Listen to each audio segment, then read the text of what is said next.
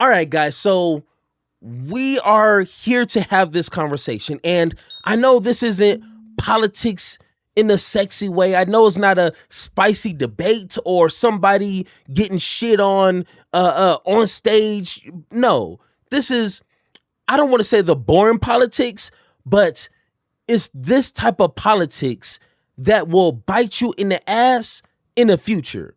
And then you'll be asking yourself, well, when did this happen? Well, why can't I vote? Or why is there no polling places in my area? It's situations like this that go under the radar because it's not sexy to talk about. I know this video, if you're watching this in the future, go ahead and check.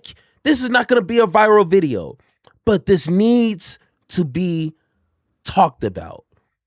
And if it's underrated, if it's something that people just brush aside, I guarantee you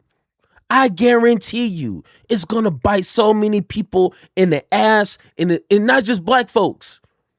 This is going to trickle down to everybody if you're not wealthy, okay? Now, I don't want to bore you, or not bore you. I don't want to regurgitate everything that I'm pretty sure you have seen. There has been plenty of amazing people who did deep dives into the Voting Rights Act and, where it originated from, who helped push it, yada, yada, yada. Go ahead and do that. This is not that kind of video. I want to talk about the repercussions. What's going to happen after the fact? And just to give you a snapshot, this whole debate conversation started because the Supreme Court threw out Louisiana's map, and in doing that, rewrote how voting rights protections work nationwide. That alone should scare you. Anything that has to do with voting should scare you. And and once again, I had to evolve to this position, but your voting is not going to change the world, but it's step one. Like that, your voting does have power. And if they take that away, you have nothing. You have no leverage. You have nothing to say, hey, I'm not going to vote for you because of X, Y, and Z. If they take that away or restrict it in any way, shape, or form, you are screwed. And unfortunately, this didn't happen overnight. I know a lot of people want to say Republicans, Donald Trump, which they played like 80% of this situation, but this was decades to build towards. When you have a Republican Party that is driven by hate and greed and corruption and bigotry, you're going to get this. And when it's versus a Democratic Party that's lukewarm, that's spineless, and 9 times out of 10 getting paid by the same corporate donors as Republicans, this is what you get. So we are fighting a battle between two parties that at the end of the day do not care about the minority vote. It's that simple. Just read a little history. Both these parties are essentially complicit into what we're dealing with today. And I made a video about Section 5 being gutted. I tried to look for it. I think this was probably almost a year ago, which is crazy. I done made over 1,400 videos, but I talked about this, and I remember I said them gutting Section 5 of the Voting Rights Act is going to lead down a slippery slope. This is going to happen. And damn it, not to be that guy, but I was right. And once again, like I said, this is going to affect other things, such as stricter voting right ID laws. We're already hearing through the grapevines, through Republicans, that they want to put essentially a poll tax, which is a real thing, which is clever ways to get around it. Polling places close. If they already gutted Section 5, 2. What's stopping them from closing down voting places? Restricting it just to 1 per district in Black and brown communities. That's going to make voting harder. And then mail-in voting. If they restrict that or completely gut it, who is that affecting? That's going to disproportionately affect Black and brown communities. It always has and always will. But let's go ahead and switch over here. Now, this is...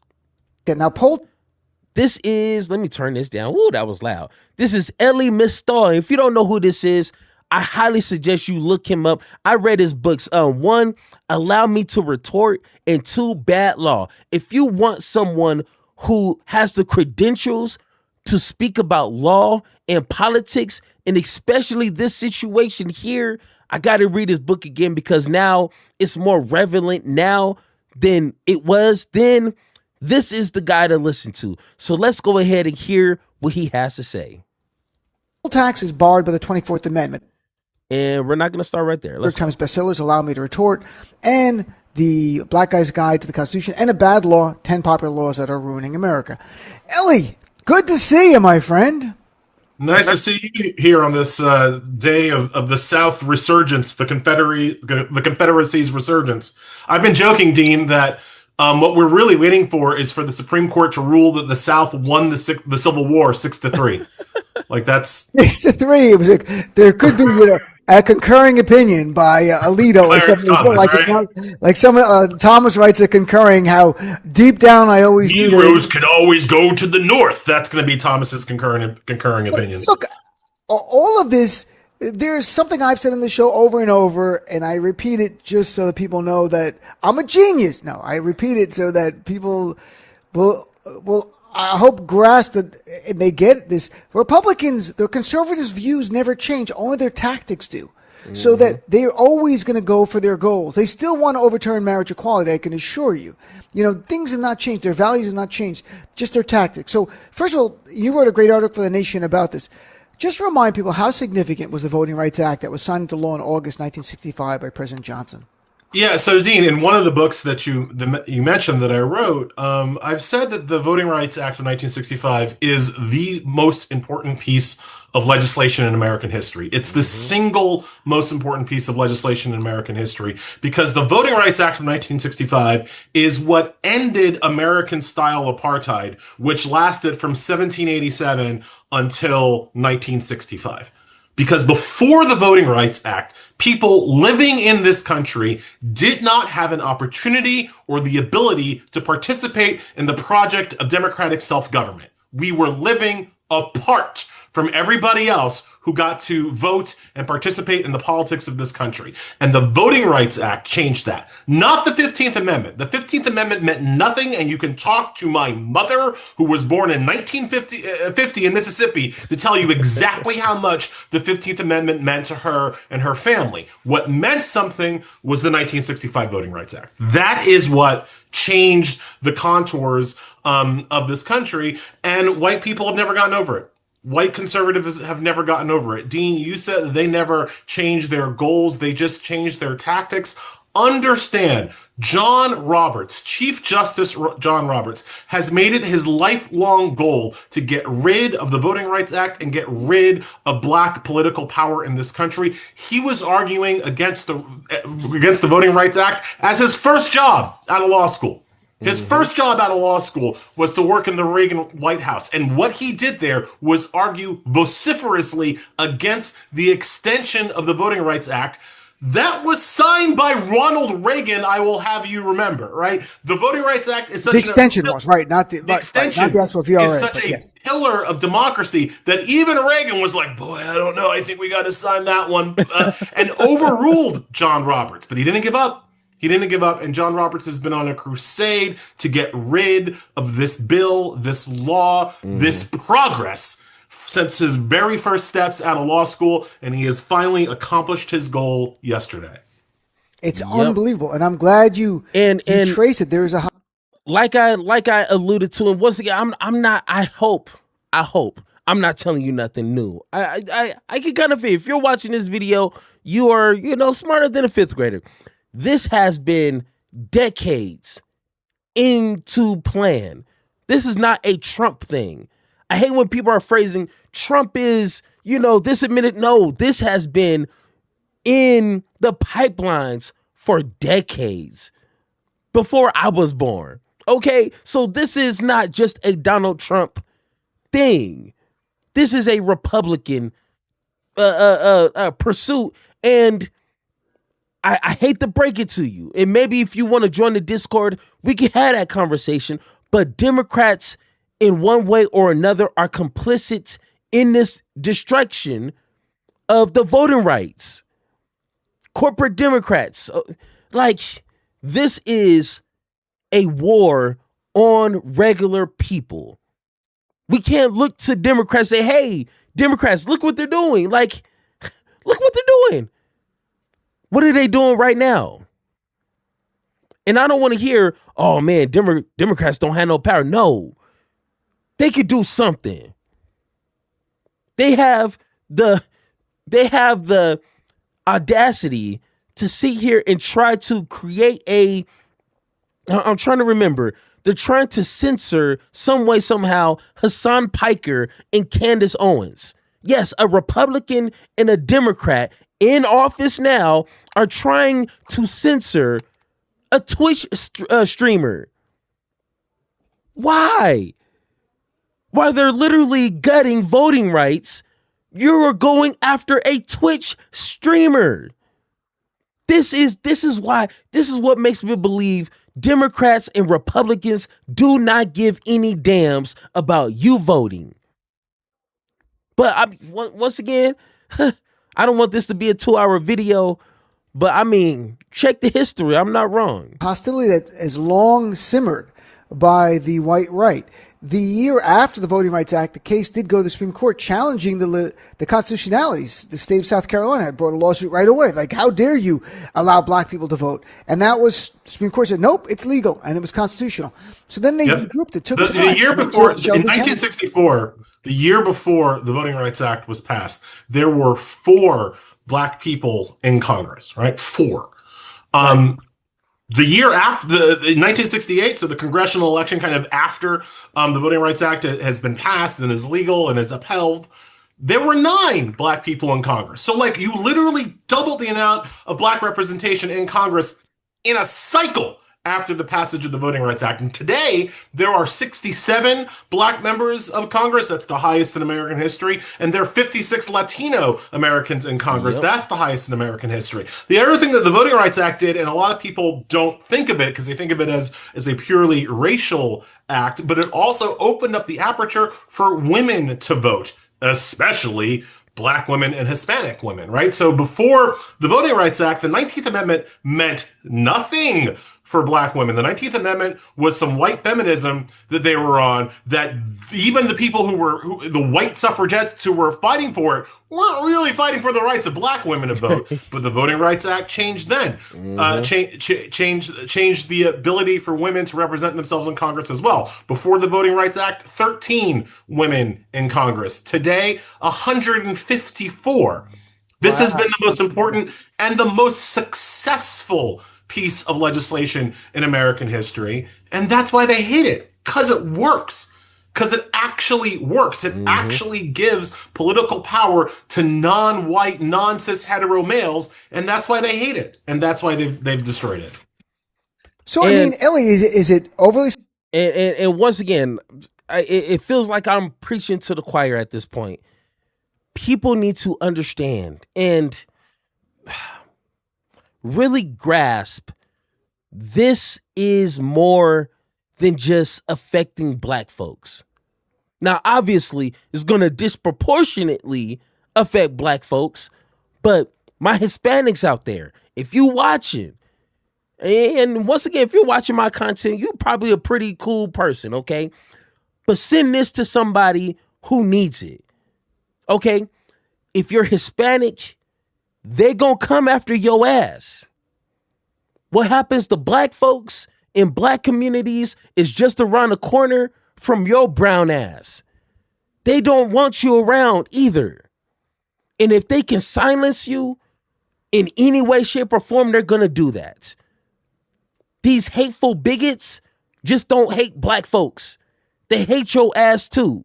And I need you to understand that. These people are not your friend. Historically, they never have. Currently, they're not going to. And in the future, they ain't changing. So I need my minorities to get their heads out of their ass. Stop voting against your best interests just because of some BS that you're thinking. Your voting has power. And if you give it to the wrong people, that's going to be your ass. It's going to be game over. Point blank, period. Hands down like 630. They ain't playing out here. So once again, people got to get out of their head that this is going to just affect black folks in the South. When it comes knocking at your door, I don't want to hear nothing. But I'm just saying, I mean, you know, if we want to live in a world of fucking and found out, then we're going to find out together. But don't say I didn't warn you. I hate it. And that's why they've destroyed it. So, I mean, Elie, is it overly simplistic to say that the goal of the white right on the Supreme Court and also in the GOP is the idea of taking us back to a time where white, male, Christian power was unchallenged? Look at the maps, Dean. Look at them. I mean, we were talking offline about the New York Times projection maps in the wake of this decision. Look at what the people who are in favor of this decision immediately want to do. The first thing they want to do is go through every majority minority district in the South and take it away. So you don't even have to believe me. You can just look at what they're doing. With this new power that the Supreme Court has given them, the first thing they did on the first day after their decision is put plans in place to take away black and brown congresspeople throughout the South. Mm-hmm. And, you know, going back to Shelby County versus Holder, the 2013 Supreme Court decision, which was born from a case brought in Alabama a year and a half until President Obama in the White House. And like, this is too much. As a black guy in the White House, we have to do something. Shelby County, as soon as it's decided and they end pre-clearance, Texas and other states instantaneously apply voter ID laws and other things they could not do before. So it's the same mirror of that. And they knew this was going to happen. The Trump members doesn't win in 2016 without Shelby County v. Holder in 2013. He just doesn't. Well, Trump does not get elected in 2016 without the Supreme Court allowing white people to suppress the black vote thanks to Shelby County v. Holder. It's a linear progression here. You don't have to connect the dots because you can just look at what they're doing and what they're saying. They're not hiding the ball. They don't want black people to vote, and every time they have the opportunity to deny black people the right to vote, they do. And then Republicans win. So it all works out for them. Like they're not ashamed of it. And I haven't published this yet, but I wrote in my newsletter. And before he continues, that is so on point. Like Republicans are bragging about this. And in a lot of the conversation, and I hope this evolves into a bigger conversation, but one of their talking points, and I'm pretty sure you already heard it, is, well, bro, racism is dead. I mean, America's not racist no more. This is not 1960 no more. This is 2026. Racism is a non-factor. So why do we need laws and amendments and legislation to protect racism in people's persons if racism is done? My simple response is two things. One, if you look at how long slavery was and the birth of America, compare that to when black folks got rights. Like legitimately in 1960s had full rights. Black folks, my people, have been enslaved longer than we have had rights. So how does that logically make sense that racism is a non-factor today, if black folks haven't had rights longer than we have been enslaved. That just doesn't make sense on its own. You see what I'm saying? And two, if it's not an issue, why are Republicans so gung-ho of going after these amendments? Last time I checked, it's not hurting nobody. When was the last time these amendments prevented or white folks from voting? I don't know. Donald Trump got elected twice. So this amendment's not affecting anyone negatively. So why are Republicans so gung-ho about these rights, about these amendments? We don't have to be a rocket scientist. We don't have to be Neil deGrasse Tyson to understand this. This is pretty simple logic. I'm a YouTuber and I understand this. And they're doing this right in our faces. And what are we gonna do?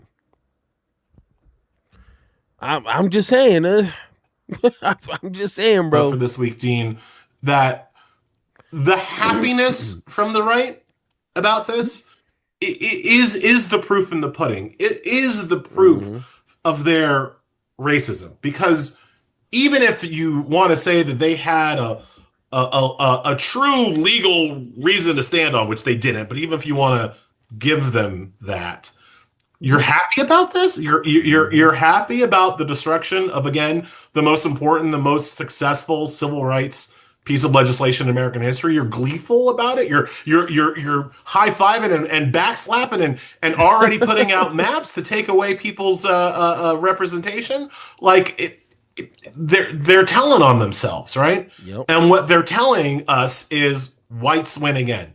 And that's all they care about. Another win for Whitey. That's what we're going to call this segment. Another win for Whitey. I'm chatting with Elie Mystal. Now, once again, I'm going to steal what he just said. He said, another win for Whitey. Now, when I make this my YouTube thumbnail for this video, I don't want to hear nobody tripping on me. But look at it, okay? Once again, I don't want to be pessimistic, okay? I don't want to be the bearer of bad news, but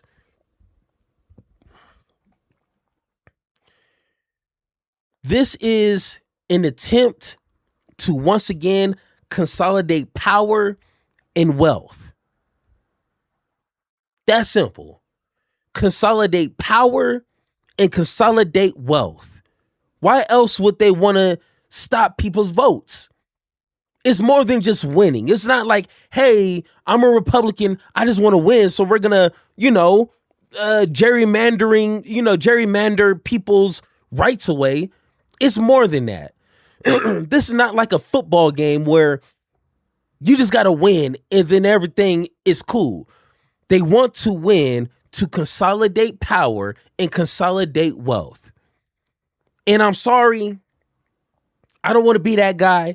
I would rather have a Democrat than a Republican. Let's make that clear. But I don't see these corporate Democrats sweating as much as we are. Because you know why? They are comfortable regardless of what's going to happen. Do you think they need to win? No, they don't need to win to be wealthy or be adjacent to power. They don't care about winning overall. As long as they're in the circle of the wealth and power, they don't give a damn about our voting rights. So corporate Democrats, they don't give a damn. They fine. They're comfortable. They got their money. They got their donors. They got their lobbyists. They're chilling. But regular folks like you and me, we're going to get the short end of that stick. Either way. Yeah, let's That's see how you do under pressure. Yeah, I've been wanting this shit forever. I've been in the field with whatever they throw at me. Brush it off, pick myself up, moving on to the better. Okay. Hey. Yeah. Ain't no errors, baby, it's a new era. I wake up early feeling rich like I'm Kesha. I get to the paper, boy. Extra, extra.